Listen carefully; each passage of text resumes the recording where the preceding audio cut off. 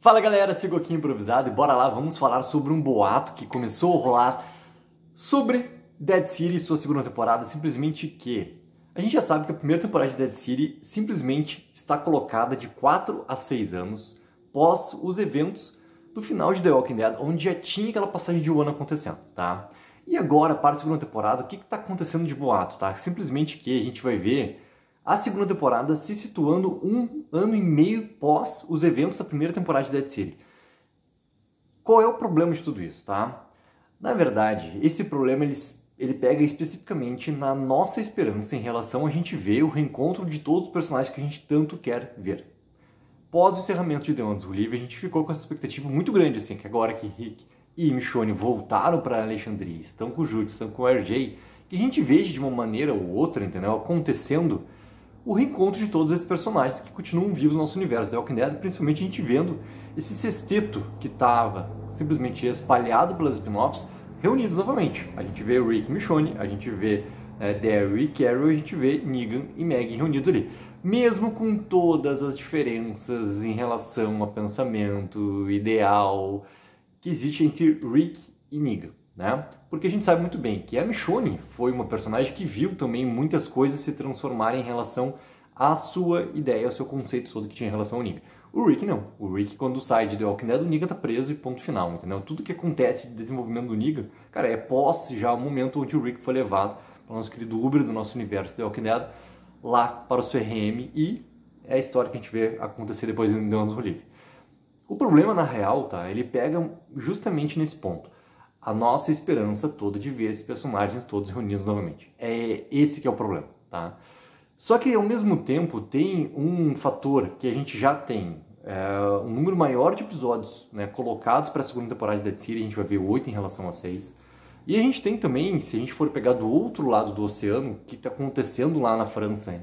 Na segunda temporada a gente vai ver de The Book of Carol já essa relação de ter uma terceira temporada confirmada, que a terceira temporada vai ser da França, vai acontecer na Espanha. Isso tudo também traz, né, uma distância maior para que essa esperança que nós temos do reencontro dos personagens realmente aconteça. Então vamos pegar para um lado positivo esse assunto todo, né, de ter realmente esses acontecimentos de Dead City na sua segunda temporada com mais um ano e meio de passagem. Ela é a história que tem um avanço maior na timeline. Tá? Eu não vou considerar o que acontece lá em Tales of the Walking Dead, naquele querido quarto episódio lá, que é o nosso National Geographic que a gente tem, né, dentro do universo The Walking Dead, com o doutor, tudo que tinha já em relação aos estudos por causa do que estava acontecendo já, né, o comportamento dos zumbis, como é que é. Cara, aquilo lá é um evento que a gente pode deixar à parte em relação à nossa, digamos, timeline principal que a gente tem, tá?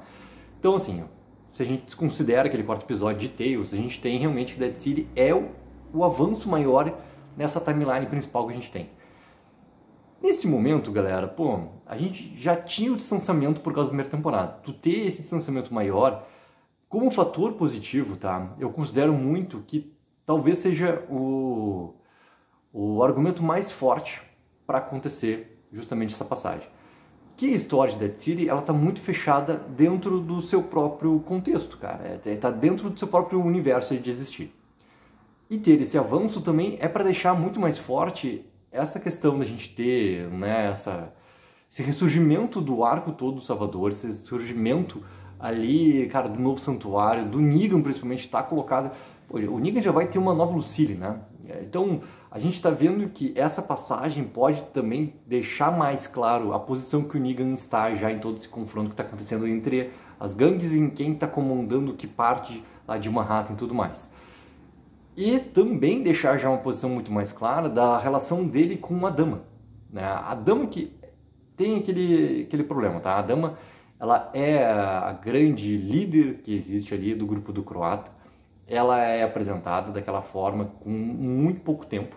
Né? Ela tem todo um conflito ali que existe entre ela e o Herschel Jr., que também não é aproveitado de maneira positiva dentro da primeira temporada, mas ela é a líder de tudo. E ela é, né, a pessoa que está comandando o Croata e fazendo com que o Croata faça tudo que ele faz na primeira temporada, até que o Negan esteja ali em frente dela. É isso. Então a gente já vai ter uma posição diferente da Dama também, em tudo isso que está acontecendo, né? Os 8 episódios também, né, e essa passagem de tempo, eles colocam também a Meg numa posição completamente diferente lá na Nova Babilônia.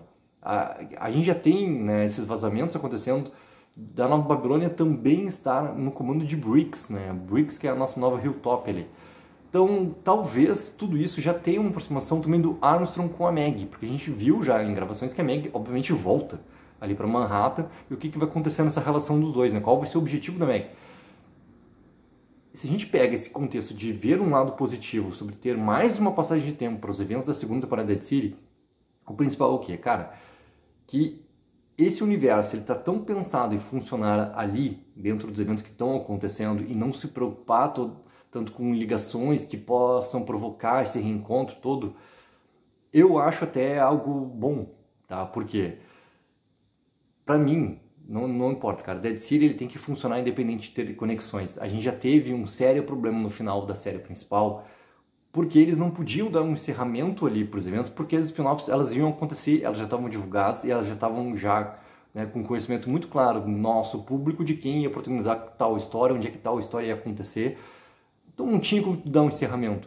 Então se tu vai realmente ter, né, toda essa história acontecendo, esse desenvolvimento de história acontecendo em Dead City, que ela funcione de uma maneira fechada, cara, que não se preocupe tanto com achar ligações para onde a gente vai poder ver, né, o reencontro de Meg, de Negan, com Rick, com Michonne, com Daryl voltando, com Carol voltando. Tem essa grande diferença entre a nossa vontade, do que a gente quer realmente também, de ver como esse grande encerramento de universo The Walking Dead, com fazer ou não fazer funcionar a spin-off. Tem uma galera, tá? Eu tenho sérios problemas com Dead City nessa primeira temporada, quanto como que eles desenvolvem aquela história ali, e o quanto que o que eles conseguem desenvolver tá com problemas também, tá? Tem muitos problemas ali a primeira temporada de Dead City, assim como eu falei do fator da Dama não ter sido aproveitado, né? Pô, uma grande apresentação para ela. A gente viu a diferença de aproveitarem a Genek, por exemplo, que é uma nova vilã também apresentada no nosso universo The Walking Dead. A diferença de apresentação e desenvolvimento de cada personagem é muito diferente. Acabei de falar da Dama com o Rancho Júnior, cara. Cara, tem muitos elementos ali que são muito mal aproveitados. Deu um grande cansaço também, em uma grande parcela dos fãs, o comportamento da Meg na primeira temporada. E esse comportamento da Meg também é algo que, se a história está sendo bem pensada para funcionar dentro daquele contexto ali dos eventos acontecendo em Manhattan, Nova Babilônia, Brix, o que Nova Babilônia quer realmente, né, do que está lá em poderio de Manhattan, cara, do grupo que seja do grupo da Dama, ou seja, outro grupo que tenha também esse poder, cara, essa briga que vai acontecer ali do poder de Manhattan entre todas as gangues que existem ali, que funcione dentro dessa estrutura toda, cara, entendeu? Sem ter essa preocupação grande de ter realmente essas conexões e esses reencontros todos que a gente quer. Para mim, isso é muito mais importante do que a gente ver uma ponta ou outra ali designada para acontecer. Porque, cara, vou trazer mais um problema, tá? O distanciamento que tem de uma timeline para esses eventos todos, sabe? O Rick e Michonne voltam ali para Alexandria. O contexto da primeira temporada, do que está acontecendo em Dead City, ele já está à frente do momento de retorno de Rick e de Michonne. Pô, em nenhum momento o Rick e Michonne quiseram saber como é que estava a Meg. Não quiseram conhecer Nova Brix, não restabeleceram o comércio, ou no mínimo, que é algo muito mais básico, cara, o contato entre as comunidades. Como assim não aconteceu? Então, sabe, tem tantas questões que tem que acertar nessa trajetória que para mim é muito mais importante nesse momento o quê? Quanto fã desse universo The Walking Dead, cara, que acertem a segunda temporada de Dead City para fazer ela funcionar dentro desse contexto. E essa esperança toda, ela vai continuar existindo, da minha parte e da parte de muitos de vocês também.